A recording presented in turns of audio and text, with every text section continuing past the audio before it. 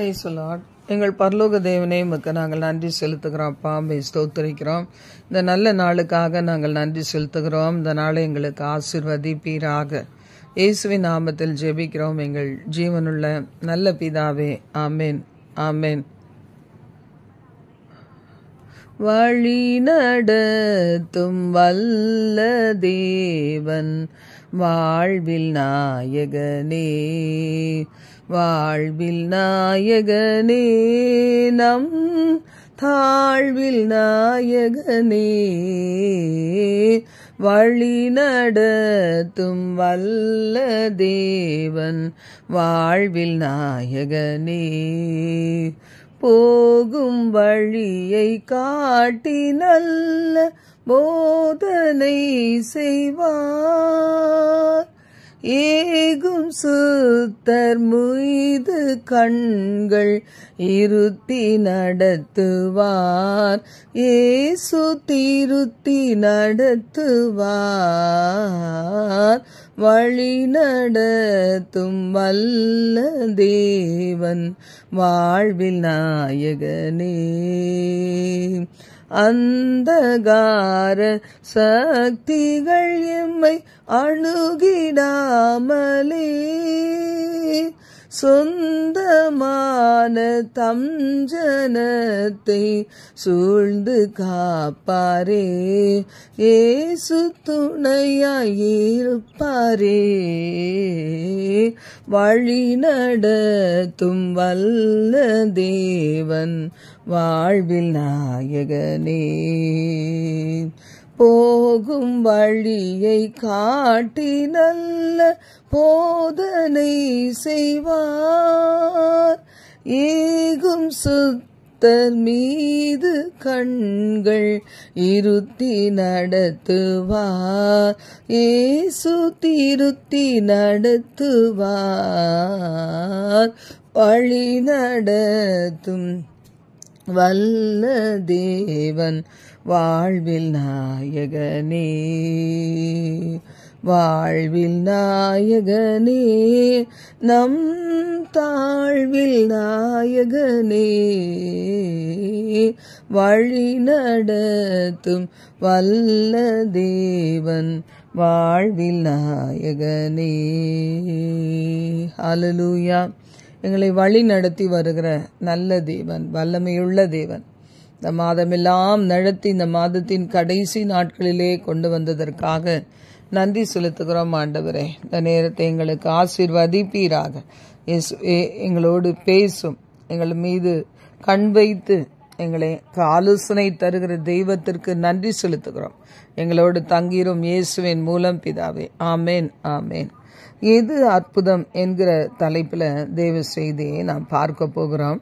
தானியேல் 3:26-27. அப்பொழுது நேபுகாத் நேச்சார் எரிகிற அக்கினி சூளையின் வாசலண்டைக்கு வந்து, உன்னதமான தேவனுடைய தாசராகிய சாத்ராக், மேஷாக், ஆபேத்நேகோ என்பவர்களே, நீங்கள் வெளியே வாருங்கள் என்றான். அப்பொழுது சாத்ராக், மேஷாக், ஆபேத்நேகோ என்பவர்கள் அக்கினி நடுவிலிருந்து வெளியே வந்தார்கள். தேசாதிபதிகளும் அதிகாரிகளும் தலைவரும் ராஜாவின் மந்திரிகளும் கூடி வந்து அந்த புருஷருடைய சரீரங்களின் மேல் அக்கினி பலம் செய்யாமலும் அவர்களுடைய தலைமயிரில் கருகாமலும் அவருடைய சால்வைகள் சேதப்படாமலும் அக்கினியின் மனம் அவர்களிடத்தில் வீசாமலும் இருக்கிறதை கண்டார்கள். இந்த இடத்துல அற்புதம் என்பது என்ன? நம்முடைய வாழ்க்கையில நாம் எப்பவுமே என்ன நினைப்போம்னா, ஒரு துன்பமும் இல்லாதபடிக்கு இயேசு கிறிஸ்துவை இரட்சகராக ஏற்றுக்கொண்ட பிறகு எந்த நெருக்கங்கள் இராதபடி நான் ஆண்டவராக இயேசு கிறிஸ்துவை இரட்சகராக ஏற்றுக்கொண்டேன், பரிசுத்த பாதையில நான் வந்தேன், பாவத்துக்கு விலகி என்னை காத்து கொண்டேன், தேவனுக்காக எல்லாமே நான் செய்து கொண்டு வருகிறேன், அதனால் தேவன் எனக்கு எல்லா விதத்திலையும் வாழ்க்கையின் எல்லா பகுதிகளிலையும் ஆண்டவர் அற்புதமாக என்னை நடத்துகிறார் என்று சொல்வதைத்தான் நம்ம விரும்புகிறோம். ஆனால் நம்முடைய அன்றாடக வாழ்க்கையில் அப்படி இல்லை. ஏன்னா கர்த்தர் வாக்குத்தத்தம் பண்ணியிருக்கிறது எல்லாமே இடுக்கமான வாசல் வழியாய் உட்பிரவேசியுங்கள், கேட்டுக்கு போகிற வாசல் விசாலமாக இருக்கும், அந்த வழியானது விசாலமாக இருக்கும். அது நெருக்கமற்ற பாதை. ஆனால் ஜீவனுக்கு போகிற பாதை நெருக்கமானது, இடுக்கமானது என்று சொல்லப்பட்டிருக்கிறது. ஆனால் அதன் நடுவில் அற்புதம் என்ன? இந்த இடத்துல தானியேல் 3ஆம் அதிகாரம் முதல் 7 வசனங்களில் வாசிக்கிறோம். ராஜாவாகிய நேபுகாத்நேச்சார் 60 முழ உயரமும் 6 முழ அகலமான ஒரு பொற்சிலையை பண்ணுவித்து பாபிலோன் மாகாணத்தில் இருக்க தூரா என்னும் சமபூமியிலே நிறுத்தினான்.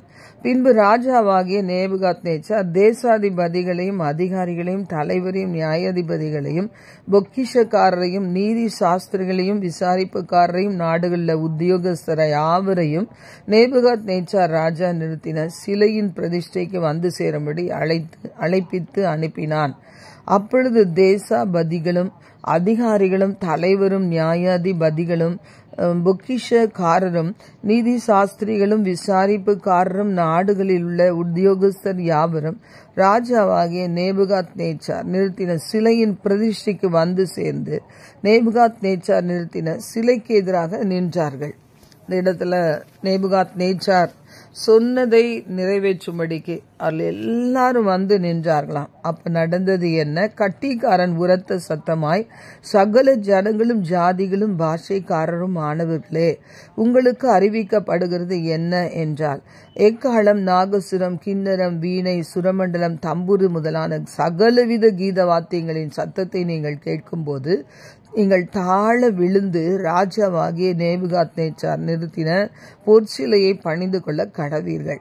எவனாகிலும் தாழ விழுந்து அதை பணிந்து கொள்ளாமல் போனால் அவன் அந்நேரமே எரிகிற அக்கினிச்சூளை நடுவிலே போடப்படுவான் என்றான். அதனால எல்லாரும் நேபுகாத்நேச்சார் நிறுத்தின பொற்சிலையை பணிந்து கொண்டார்களாம். ஆனா கட்டளை இவ்வளவு பலமாய் இருக்கிறது. பணிந்து கொள்ளவில்லைன்னா எரிகிற அக்கினி சூளையில போடப்படுவார்கள் என்று சொல்லி கேட்ட பொழுதும் தானியேல் அதை குறித்து கவலைப்படவே இல்லை. தேவாதி தேவனுக்கு மகிமையாக கர்த்தரை தொழுது கொண்டு வந்தார் என்பதை நாம் அறிந்திருக்கிறோம். அப்போ நடந்தது என்ன? தானியேல் 3:8 முதல் 16 வாசிக்கிறோம். கல்தேயர் சிலர் ராஜ சமூகத்துல போய் யூதர் பேரில் குற்றம் சாட்டணும் என்று சொல்லி நேபுகாத்நேச்சாருக்கு இந்த காரியத்தை அறிவிக்கிறாங்க. அவர்கள் மாத்திரம் தாழ விழுந்து பணிந்து கொள்ளுகிறதே கிடையாது. அப்போ எரிகிற அக்கினி சூளையில அவங்க போடப்பட வேண்டியவங்க என்று சொல்லும்போது அவர்களுக்கு என்ன எண்ணம்? ராஜாவினால் பாபிலோன் மாகாணத்தில் உயர்த்தப்பட்ட இந்த சாத்ராக் மேஷாக் ஆபேத்நேகோ இவர்களை எப்படியாவது அழித்து விட வேண்டும் என்றுதான் நினைச்சாங்க. அப்போ அவர்களை ராஜாவுக்கு கடும் கோபமாய் 13ஆம் வசனத்துல சொல்லியிருக்கு, அவர்களை கொண்டு வரும்படி கட்டளையிட்டான். அப்போ வந்த போது நேபுகாத்நேச்சார் சொல்றார், மறுபடியும் தான் கட்டளையிட்டதையே சொல்லி, இப்பொழுது ஒரு தருணம் கொடுக்கிறேன், நீங்க அதை செய்யலன்னு சொன்னா என்னுடைய கையில இருந்து உங்களை தப்பு வைக்கத்தக்கவன் யார்? அப்ப சாத்ராக் மேஷாக் ஆபேத்நேகோ என்பவங்க என்ன செய்தாங்க? இதை குறித்து உங்களுக்கு உத்தரவு சொல்வதற்கு எங்களுக்கு அவசியம் இல்லை. அப்போ இந்த மிரளவில்ல முடிவை மாற்றிக்கொள்ளவும் இல்லை. 17 முதல் 30 வாசிக்கிறோம். நாங்கள் ஆராதிக்கிற எங்கள் தேவனாய கர்த்தர் எங்களை தப்புவிக்க வல்லவர். அவர் ராஜாவாகிய உம்முடைய கைக்கும் எரிகிற அக்கினி சூளைக்கும் தப்புவிப்பார். அப்படியே தப்புவிக்காட்டா கூட நாங்க என்ன செய்ய மாட்டோம், நீர் சொன்னபடி நாங்கள் பணிந்து கொள்ள மாட்டோம். அப்போ அந்த ஒரு காரியத்தை கேட்கும்போது ராஜாவுக்கு அந்த கோபத்தினால சூளையை வழக்கமாக சூடாக்குவதை விட 7 மடங்கு சூடாக்கி அவர்களை கட்டி அவளை கொண்டு போய் போட சொன்னவங்க. ஆனா சொன்ன போது அதை கொண்டு போனவங்கலாம் கூட இறந்து போயிட்டாங்க, அந்த அக்கினியினால பட்சிக்கப்பட்டு போயிட்டாங்க. ஆனா அந்த இடத்துல தேவன் என்ன செய்தார்? அவர்களோடு ஒருவராக நடந்து அவரே மெய்தேவன் என்பதை அறிய செய்து அவர் ஒருவர் தான் பணிந்து கொள்ளப்படத்தக்கவர் என்பதை மெய்ப்பித்தாங்க. அதுல என்ன அற்புதம் அப்படின்னு சொன்னா, அவர்கள் மேல என்ன இல்லை, அக்னியில தான் அவங்க போனாங்க, அக்னியில தூக்கி வீசப்பட்டாங்க. 7 மடங்கு அக்னி அவர்கள் மீது வந்தது. அவர்கள் அதற்கு நடுவில் தான் இருந்தாங்க என்பது கொஞ்சம் கூட தெரியாதபடிக்கு இதில் நான் வாசிக்கிறோம். 27வது வசனம் சொல்லுது, தேசாதிபதிகளும் அதிகாரிகளும் தலைவரும் ராஜாவின் மந்திரிகளும் கூடி வந்து அந்த புருஷருடைய சரீரங்களின் மேல் அக்கினி பலம் செய்யாமலும் அவளை தலைமயிர் கருகாமலும் அவளை சால்வைகள் சேதப்படாமலும் அக்கினியின் மனம் அவர்களிடத்தில் வீசாமலும் இருந்ததை கண்டார்கள். அப்போ அதுல எவ்வளவு ஒரு அதிசயமான காரியம். இவர்கள் தூக்கி போடப்பட்டாங்க, எல்லாம் கட்டப்பட்டவர்களாய். வெளியே வாருங்கள் அப்படின்னு சொல்லும்போது அவர்கள் வெளியே வந்தார்கள். இப்போ இதுதான் அற்புதம். நம்முடைய வாழ்க்கையில கூட நாம யோசிப்போம், நம்ம எந்த பாதையில ஒரு துளி கூட நம்ம பயம் இல்லாம அன்னைக்கு தானியேலும் நண்பர்களும் போடப்பட்டாங்க. இன்னைக்கு நாம எப்படி கடந்து போகிறோம்? ஒருவேளை பயத்தோட கொஞ்சம் அவிசுவாசம் இருந்தாலும், ஆண்டவரே இந்த பாதையில சென்று தானே ஆகணும்னு நம்ம போனா கூட அந்த இடத்துலேருந்து நம்ம ஒரு சேதமும் இல்லாம இருக்கிறத பார்க்கும்போது அநேகருக்கு முன்னாடி அதுதான் ஜீவனுள்ள சாட்சி. எந்த பாதை பாதையானாலும், இடுக்கமான பாதையானாலும், ஒருவேளை பொருளாதாரத்துல நம்ம எவ்வளவு கஷ்டமான சூழ்நிலைகள் வழியாக போகிறது அநேகர் அறிந்திருந்தாலும், அதன் நடுவுல நம்மள தேவனாகி கர்த்தர் ராஜாக்களாக, ஆசாரியர்களாக, அவருடைய பிள்ளைகளாக, கொழுத்த கஞ்சுகளாக அப்படி அவர் நம்மை மாற்றி நம்மை காணும்போது நாம் செல்லுகிற பாதைகளுடைய வேதனைகள் ஒருவருக்குமே தெரியாதபடி அப்படி தேவன் நம்மை உயர்த்தி அருமையாய் நடத்துகிற தேவனாய் இருக்கிறது தான் சாட்சி. அப்ப அதுதான் அற்புதம் என்று வேதம் சொல்லுது. கர்த்தருடைய வார்த்தை சொல்லுகிறது. சங்கீதம் 77:14 அதிசயங்களை செய்கிற தேவன் நீரே, ஜனங்களுக்குள்ளே உம்முடைய வல்லமையை விளங்க பண்ணினீர். அவர் பெயரே அதிசயங்களை செய்கிற தேவன்.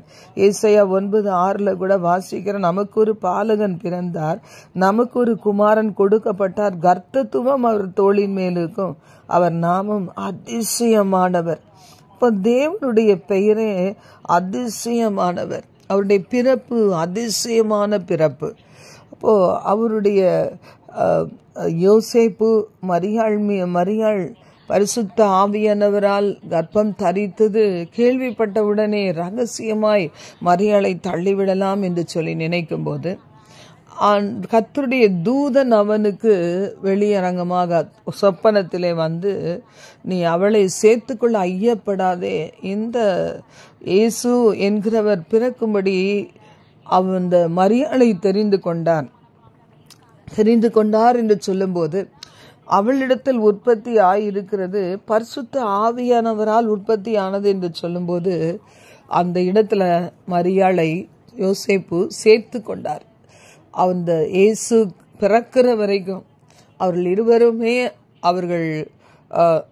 அந்த மரியாளை அவர்கள் கவனித்துக் கொள்ளுவது மட்டும்தான் அவருடைய வேலையாக அந்த யோசேப்புக்கு இருந்தது என்பதை நாம் அறிந்திருக்கிறோம். அப்போ பிறப்பிலையும் அவர் அதிசயமானவர்.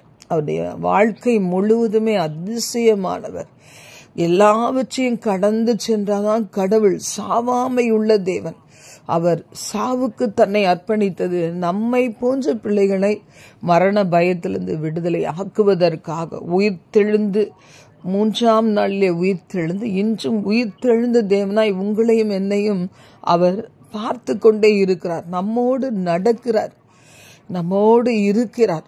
இந்த உணர்வு இல்லாத பிள்ளைகள் தேவனை கனப்படுத்தாதபடி வாழ்ந்து கொண்டு இருக்கலாம். ஆனா இன்றைக்கு ஒருவேளை இவ்வளோ பேர் உலகத்தில் இருக்க ஒரு சிலரை தேவன் தெரிந்து கொண்டு அழைத்து அவர் இன்றைக்கு நீதிமானாக மாற்றி இருக்கிறாரே, நாம் இயேசுவே மெய் தேவன் என்பதை அறிய வைத்திருக்கிறாரே. அப்ப நாம எவ்வளவு தூரம் தேவனாகி கர்த்தருக்கு நன்றி சொல்ல வேண்டும். கர்த்தருடைய சமூகத்துல எது அற்புதம் என்பதை அறியாதபடிக்கு நாம் என்ன செய்கிறோம்? திகைத்து நிற்கிறோம்.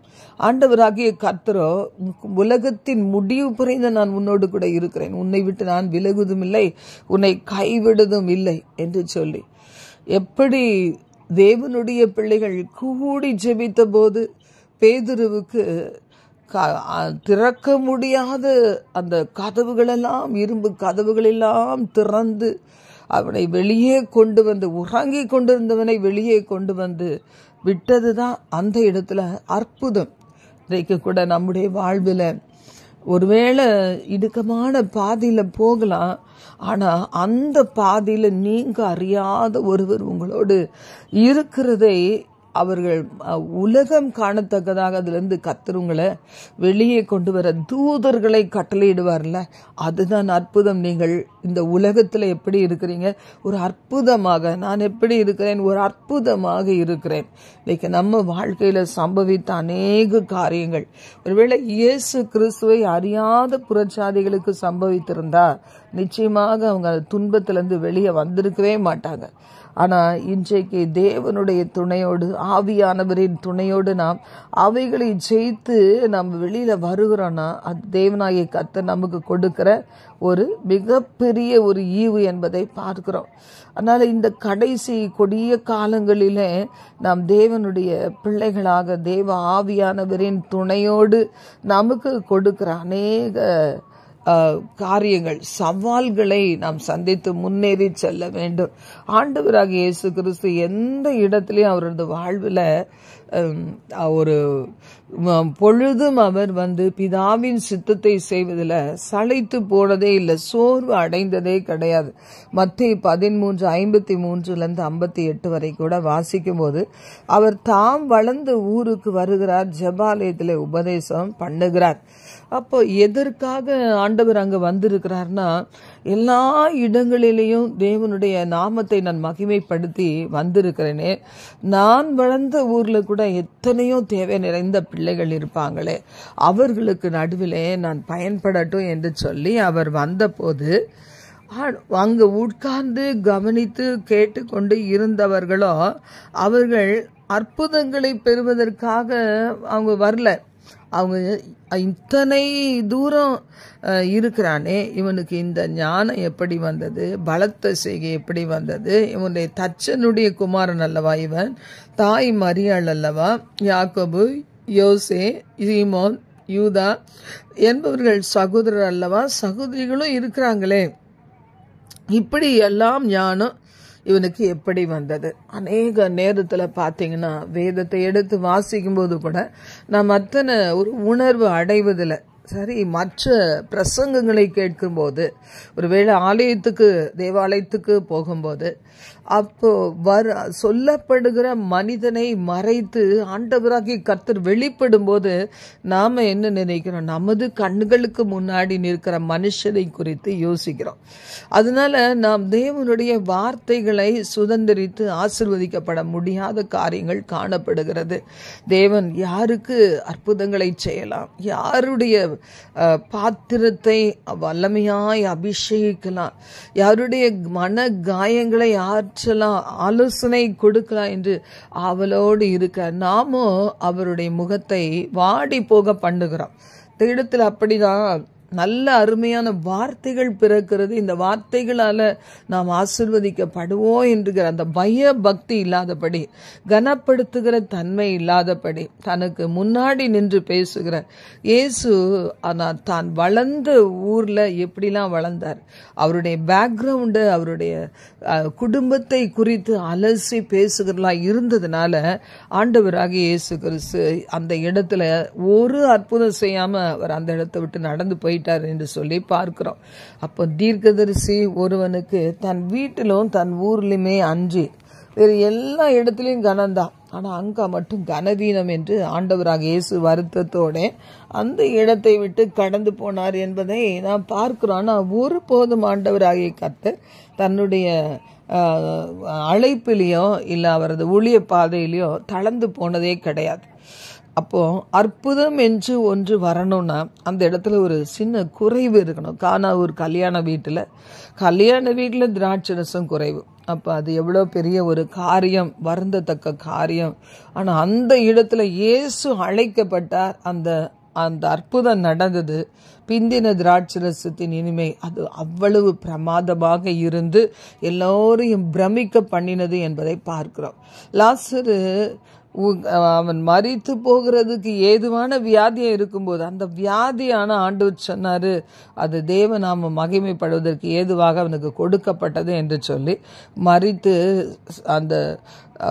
அவனை அந்த கல்லறையில வைத்து 3 நாள் கழித்து போனதுனால 4வது நாள் போய் அவனை கட்டளையிட்டு அவன் வெளியே வந்தான்ல, அதுதான் அற்புதம். தேவன் ஒருவேளை நம்ம வாழ்க்கையில கூட சில நேரம் தாமதமாகிற காரியங்கள் எல்லாரும் பார்க்கத்தக்கதாக இருக்கும். அந்த தாமதத்துக்குரிய காரியம் இவ்வளவுதான் ஜெபித்தாலும் சில நேரங்களில் அவ்வளவு போராட்டங்களை சந்திக்கிற பிள்ளைகள் உண்டு. அது பிசினஸாக இருக்கலாம், வேலையாக இருக்கலாம், ஊழியத்தின் பாதையா இருக்கலாம். அது அத்தனை காலங்களுக்கு எப்படியோ வளர்ந்து செழித்து ஒரு பெரிய அளவில் அது ஊற்று கண்களாக அது பெருக்கெடுத்து ஓட வேண்டிய காரியம் அந்த இடத்துல குறுகி காணப்படும் போது ஒரு நிறைவற்ற சூழ்நிலை பார்க்கும்போது ஒரு ஏளனம் பரியாசம் இவைகளுக்கு நடுவில் செல்லலாம். ஆனா ஆண்டவராகிய கர்த்தருடைய நோக்கம் என்ன? திரளான பிள்ளைகள் விசுவாசிக்கிறதற்கு ஏதுவாக லாசரு மரித்து விட்டா, அவனை குழியில வைத்தாச்சு, அவன் இறந்து போயிட்டா, அவனுடைய குடும்பம் வருந்தி கொண்டு இருக்கிறது. இந்த செய்தியெல்லாம் அநேகருக்கு கேள்விப்பட்ட பிறகு அந்த இடத்துல அந்த உயிர்த்தெழுதல் அந்த சம்பவம் அவனை உயிரோடு எழுப்புகிற சம்பவம் நடந்ததுனால அநேகர் கிறிஸ்துவுக்குள்ள ஆதாயப்படுத்தப்பட்டாங்க. இன்றைக்கு அதுதான் அற்புதம். தேவன் செய்கிற ஒரு அற்புதம் நமது வாழ்வில கூட ஒரு பாவி மனம் திரும்பி அவன் ஆண்டவருக்குள்ளாக எப்படி தலைகீழாக மாற்றப்பட்ட பவுலாக மாறி செய்ய அவன் ஊழியம் செய்தது போல செய்வதுதான் அற்புதம். ஒருவேளை இன்றைக்கு உலகத்துல பாவத்தை விட்டு வெளியே வர முடியாம நீங்க காணப்படலாம். எப்படி இந்த பாவத்திலிருந்து நான் வெளியே வருவேன்? என்னுடைய சுய முயற்சியில 2 நாள் முயற்சி செய்யற 3வது நாள் விழுந்து போக நினைக்கலாம். ஆனா ஆண்டவராகிய கர்த்தர் எதற்காக இந்த பூமியிலே வந்தார்? பிணியாளிகளுக்கு வைத்தியன் வேண்டியதே அல்லாமல் சுகமுள்ளவர்களுக்கு வேண்டியதில்லை என்று சொல்லி சொன்னார். அப்ப இன்றைக்கு பாவ பிணியில இருக்கிறோமா? ஒருவேளை சாபங்கள் குடும்பத்துல தொடர்ந்து வருகிற அந்த இரத்தத்தோடு ஊறின புத்தி என்று சொல்லுவாங்க. ஒருவேளை அப்படிப்பட்ட பாவத்தினால மறுபடி விழுந்து கிடக்கிறவங்களா இருந்தா கூட இன்றைக்கு ஆண்டவராகிய கர்த்தரின் துணையை நாடும்போது பாவியாகிய என்மேல் கிருபையாயிரும். ஒரு குஷ்டரோகி சொன்ன வார்த்தைகள், ஒரு குருடன் சொன்ன வார்த்தை என்னது? பாவியாகி என்மேல் கிருபையாயிரும் அப்படின்னு சொல்லி. அப்போ தேவனுடைய சமூகத்துல நாம் நம்முடைய பாவங்களை அறிக்கையிட்டால் தேவன் அந்த பாவங்களையெல்லாம் மன்னித்து நம்மை பரிசுத்தமாக்கி நம்மை ஆசீர்வதிப்பதற்கு அவர் உண்மையுள்ள தேவனாக இருக்கிறார். எப்போ இந்த வார்த்தை வரும்னா, இந்த உலகத்துல இந்த காரியத்திற்கு மருந்து மாத்திரைகள் இல்லவே இல்லை. ஒருவேளை அந்த மருந்து மாத்திரைகள் வாங்குறதுக்கு என்னிடத்துல பணம் இல்லை, இதை பார்த்து கொள்வதற்கு ஒரு ஆள் இல்லை என்றெல்லாம் வருகிற அந்த சூழ்நிலை வரும்போது, அந்த கடைசி கட்டத்துல வரும்போது நிச்சயமாக நம்முடைய உள்ளம் ஒரு விடுதலைக்காக ஏங்கும். அந்த நேரத்துல இந்த வானத்தையும் பூமியையும் படைத்த சர்வ வல்லவராகிய ஆண்டவராகிய இயேசு கிறிஸ்துவை நோக்கி நாம் கதறி கூப்பிடும் போது நம்முடைய ஜெபங்கள் அங்கீகரிக்கப்படும். அவர் ஆண்டவராகிய கர்த்தர் ஏதோ ஒரு கிறிஸ்தவ மார்க்கத்தை சேர்ந்தவங்களுக்கு மட்டும் தேவன் அல்ல, சர்வ உலகத்தின் தேவன், சர்வ பூமியின் தேவன், சர்வ சிருஷ்டிப்பின் தேவன் இன்றைக்கு உங்களை என்னையும் பார்த்ததை சொல்லுகிறார். அதனால் ஆண்டவராகிய இயேசு கிறிஸ்துவின் நாமத்தை ஆண்டவராகிய இயேசு கிறிஸ்துவை நோக்கி நாம் கூப்பிடும் போது யாராக இருந்தாலும் சரி, இதான் முதல் தடவையா நீங்க இந்த வசனத்தை கேட்டுக்கொண்டு இருந்தாலும் சரி, ஆண்டவரை நோக்கி நீங்க கூப்பிடும்போது அவர் உங்களுக்கு பதில் கொடுக்க வல்லமையுள்ளவராக இருக்கிறார். இன்னைக்கு சாதாரண காரியங்கள்னா நாம என்ன செய்வோம்? நம்மால முடிந்த அளவுக்கு நாம் முயற்சி செய்வோம். இன்றைக்கு இந்த ஒன்றுத்துக்கு உதவாத பிள்ளைகளாக நாம் ஒருவேளை இந்த உலகத்துல காணப்படலாம். ஆனா பிதாவாகிய தேவன் இருக்கிற ஆண்டவராகிய இயேசு கிறிஸ்துவுக்கு பிதாவாகிய தேவன் உரிமையோடு கொடுத்திருக்கிற அந்த வாசஸ்தலத்துல நமக்கும் ஒரு வீட்டை தேவன் கட்டி வைத்து, அந்த வீட்டை கட்டி முடித்த பிறகு நான் உன்னை என்னிடமாய் வந்து சேர்த்து கொள்ளுவேன் என்று சொல்லி ஒன்றுக்கும் உதவாத பரதேசியாய் ஒருவேளை இந்த உலகத்துல வாழ்ந்தாலும் நித்திய வீட்டிலே தேவன் நம்மை கொண்டு போய் சேர்ப்பேன் என்று சொல்லி இருக்கிறாரே, அதை அறிகிற அறிவை நாம் பெற்றிருந்தா அதுதான் அற்புதம். இன்றைக்கு கூட வெள்ளம் போல சத்துரு உங்களை மேற்கொள்ள வரும்போது கர்த்தருடைய ஆவியான அவனுக்கு விரோதமாய் கொடியேற்றுவேன் என்று சொன்ன வார்த்தையின்படி அவர் கொடியேற்றுகிறார், உங்களுக்கு ஜெயத்தை கொடுக்கிறார். அநேக நேரத்தில் நம்முடைய சத்துருக்கள், எதிரியான சாத்தான் என்ன நினைக்கிறான், அவன் உருவாக்கின ஆயுதங்கள் எவைகளுமே வாய்க்காதே போவதை நினைத்து பார்த்து அவன் அங்கலாய்க்கிறவனாய் இருக்கிறான். ஆனால் வசனம் சொல்லுகிறது, உனக்கு விரோதமாய் உருவாக்கப்படும் எந்த ஆயுதம் வாய்க்காதே போகும், உனக்கு விரோதமாய் நியாயத்தில் எழும்பும் எந்த நாவை நீ குற்றப்படுத்துவாய். இது கர்த்தருடைய ஊழியக்காரரின் சுதந்திரமும் என்னால் உண்டான அவர்களை நீதியுமாய் இருக்கிறது என்று கர்த்தரை வார்த்தை சொல்லுகிறது. அதுபோல இந்த நாளில் கூட பார்த்தீங்கன்னா, உருவாக்குற இடத்திலேயே பேசுகிற அந்த நாவுகளுக்கு நடுவிலேயே ஆண்டவர் உங்களுடைய தலையை உயர செய்கிற தேவனாய், நிமிர்த்துகிற தேவனாக இருக்கிறார்.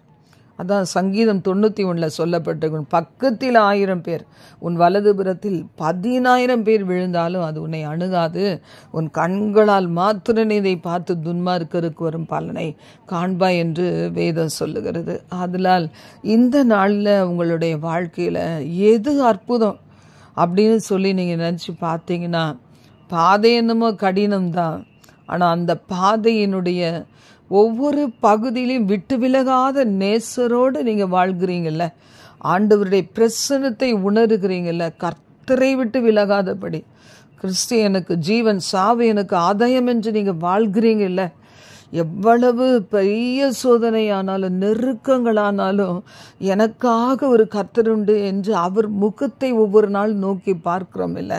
இந்த அதிகாலை பொழுதுல எத்தனையோ பேர் எழும்புறதும், தங்களுடைய வேலைகளை பார்க்கிறதும், தங்களுடைய டியூட்டியை அதற்காகவே ஒன்று படிப்பு, இல்லைன்னா வேலை செய்கிறது, இல்லை பிஸ்னஸை ஸ்டார்ட் பண்ண காலையில் எழுந்து கடை திறக்கிறது, இப்படி பல காரியங்களை செய்யும்போது இவைகளுக்கு நடுவில் கூட நீங்கள் தேவனுக்காக 1 மணி நேரம் ஒதுக்குகிறீங்களே, ஆண்டவர் சொல்றார், உன் வாழ்க்கை எங்கும் அற்புதமாய் நீ வாழ்ந்து முடிப்பாய் என்று. அதனால் இந்த உலகத்திலே நம்முடைய படைத்த தேவன், நம் வாழ்க்கையை குறித்து அறிந்த தேவன், நாம் இந்த பாதையிலே நாம் நடக்க வேண்டும் என்று முன்னறிந்து முன்குறித்திருக்கிற தேவன், அந்த பாதைகளிலே நம்மை நடத்தும் போதெல்லாம் அவரது பார்வையில் தான் நாம் நடக்கிறோம் என்பதை மறந்து போக கூடாது.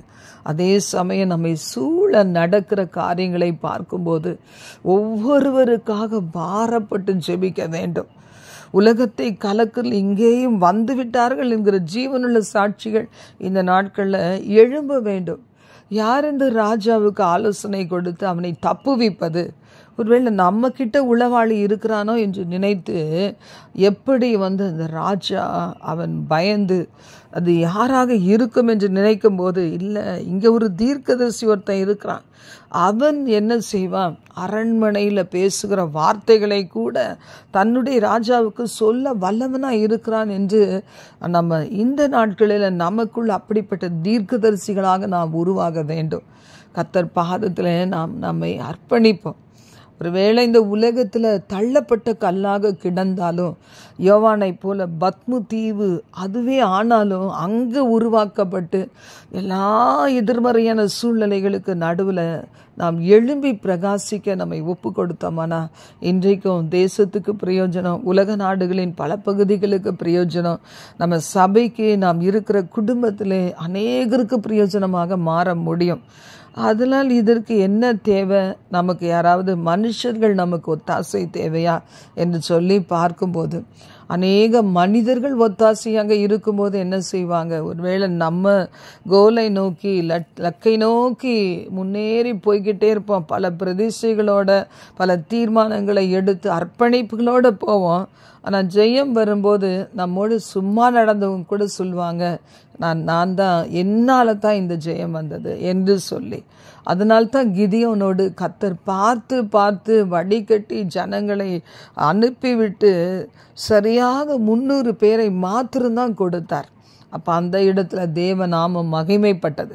கூட வந்தவங்களை சொல்லும்படி கிதியோன் சொல்லுகிறார், கர்த்தரின் பட்டயம் கிதியோனின் பட்டயம், கர்த்தரின் பட்டயம் கிதியோனின் பட்டயம் என்று சொல்லி அப்படியே சொல்லும்போது எதிரிகள் அவர்கள் ஓடி போக பெரிய ஒரு ஜெயத்தை மீதியானியருக்கு மேலே இஸ்ரவேல் ஜனங்கள் எடுக்கும்படி கர்த்தர் உதவி செய்தார். அந்த தேவன் உங்களுடைய தேவன். யாரெல்லாம் உங்களை விட்டு கர்த்தர் பிரிக்கிறாரோ அதுவும் நன்மைக்காக என்பதை நினைத்து கொள்ளுவோம். கொஞ்சம் ஜனமாய் தேவன் நம்மை நிறுத்துகிறாரா? நம்ம நம்பியிருந்த அநேகரை நம்மை விட்டு பிரித்து விட்டாரா? நமக்கு ஆதரவாக இருப்போம் என்று சொன்ன அநேகர் நம்மை விட்டு பிரிந்து போயிட்டாங்கன்னா அதுவும் தேவனுடைய செயல் என்பதை நாம் இன்று அறிந்து கொள்ளுவோம். அதற்காக நன்றி சொல்லுவோம். கர்த்தர் நம்முடைய வாழ்விலே மிகப்பெரிய அற்புதங்களை செய்வார். ஜெபிக்கலாம். எங்கள் பரலோக தேவனை, இந்த நாளில் நாங்கள் தியானித்த இந்த வசனங்களுக்கு எங்களை ஒப்பு கொடுத்து ஜெபிக்கிறோம். தானியேலுடைய வாழ்க்கையிலிருந்து நாங்கள் சில காரியங்களை கற்றுக்கொண்டோம்ப்பா. இந்த நாளிலே அதை செயல்படுத்த எங்களுக்கு உதவி செய்வீராக. எங்கே நாங்கள் குறைவின் பாதையில் போகிறோமோ அங்கெல்லாம் எங்களை விட்டு விலகாத தேவன் இருக்கிறீர். அதை நீர் உறுதிப்படுத்துவீராக. ஒன்றும் இல்லாமையிலிருந்து எல்லாவற்றையும் உண்டாக்கி உமது நாமத்தை மகிமைப்படுத்தி கொள்ளுவீராக. தொடர்ந்து காத்து கொள்ளும். ஒவ்வொரு பிள்ளைகளையும் ஜீவனில் சாட்சிகளாய் நிறுத்தும். இயேசுவின் நாமத்தில் ஜெபிக்கிறோம் பிதாவே. ஆமென், ஆமென்.